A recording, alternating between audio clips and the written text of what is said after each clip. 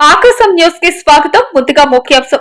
కర్ణాటకలోని హాసన్ జిల్లాలో బక్రీద్ ముందు పశువుల మార్కెట్లో ఉద్రిక్త పరిస్థితులు నెలకొన్నాయి.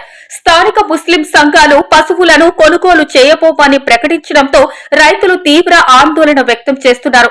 పశువులు అమ్మకపోతే మా జీవనోపాధి దెబ్బతింటుంది, విత్తనాలు ఎరువులు కొనడానికి డబ్బులు కావాలి అంటూ రైతులు ఆవేదన వ్యక్తం చేశారు.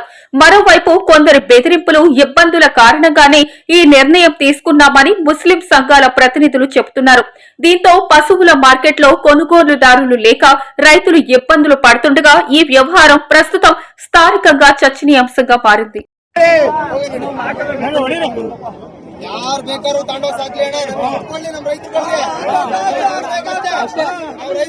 ತಗೊಂಡೋಗಿ. ಪಶ್ಚಿಮ ಬಂಗಾಳದಲ್ಲಿ ಏನಾಯ್ತು ಗೊತ್ತಾ, ಇದೇ ಬಿಜೆಪಿ ಸರ್ಕಾರ ಬಂದು ಮುಲಿಗಡಿಸಿ ಹಾಳು ಮಾಡಿ ಈಗ ಅದೇ ಜನಗಳು ಪಶ್ಚಿಮ ಬಂಗಾಳ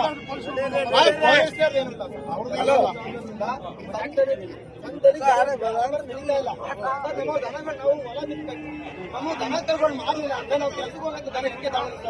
ಅದಕ್ಕೋಸ್ಕರ ದನಗಳನ್ನ ಇಟ್ಕೊಂಡು ನಾವು ಹೋಗಕ್ಕೆ ಬರ್ಬೇಕು ಅಂತ ಹೇಳಿ ಇದು ಕೊಡಕ್ಕೆ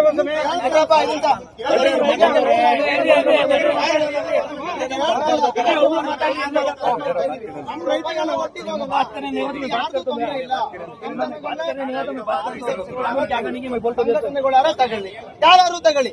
ನಮಗೆ ಬೇಕಾದೇನು, 40,000 ಕೊಡ್ಲಿ, ನಮ್ಗೆ ದುಡ್ಡು ಕೊಡ್ಲಿ. ನಾವು ಬೀಜ ಬಿತ್ತಬೇಕು, ಬೆಳೆ ಬೆಳಿಬೇಕು, ಉಳುಮೆ ಮಾಡಕ್ಕೆ ದನ ತಗೋಬೇಕು.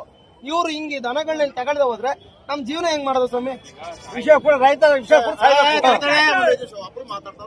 ಮಾತಾಡಿ ಒಬ್ರು ಮಾತಾಡಿ.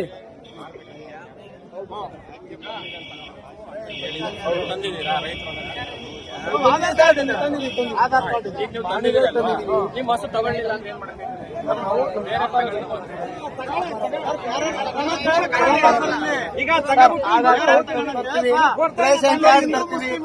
ಜಮೀನು ಪಾಣಿ ತರ್ತೀವಿ. ನಮ್ಗೆ ಏನ್ ಕೊಡಿ, ಏನು ಬೇಡ. ನಮ್ ದನಗಳಿಗೆ ನಮ್ ದನಗಳು ಮಾರಾಟ ಮಾಡೋದು, ಮಾರಾಟ ಮಾಡಿ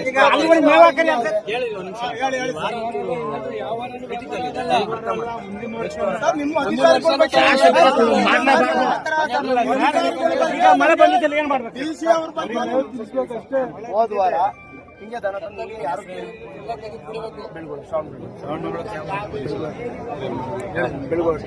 ನಮ್ ದನಗಳು ಇವತ್ತು 2 ಹಸು ತಂದಿದ್ದೀವಿ. ಒಂದು ಒಬ್ಳಿಗೆಲ್ಲ ಪ್ರಾಬ್ಲಮ್